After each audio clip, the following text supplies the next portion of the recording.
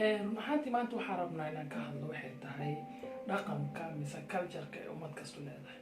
ummad kastoo adduunka ku nool waxaa lagu yaqaanaa dhaqan gooni ah mise culture gooni ah.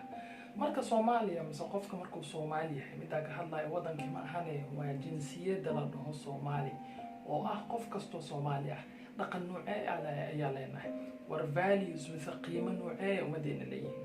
run ahaantii adduunkan waxaa laga tagay adduunkii laga soo tagay in ummad lagu soo duulo mise si xoog leh wax laga dhaadhacsiyo mise dhaqan kale mise diin lahayn mise wax kale lagu beero.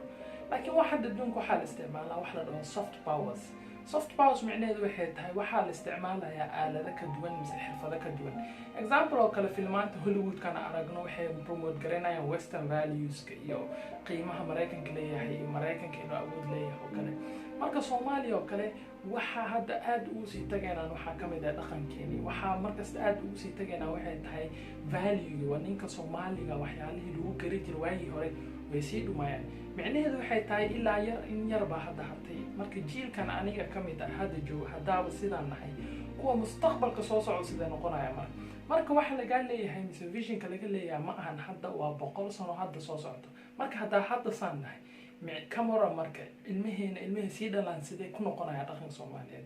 waxyaalaha kamid ah value hadda dhumay waxay ahayd marti soorkii Soomaalida lagu yaqaan geesinimadii Soomaalida lagu yaqaan qabkii Soomaalida lagu yaqaan waxyaalahaas waxa la dhahaa value culture marka value ummadda markoo dhumo waxa ku soo xogaysa culture-kii waxa ku sii xoganaysa diintii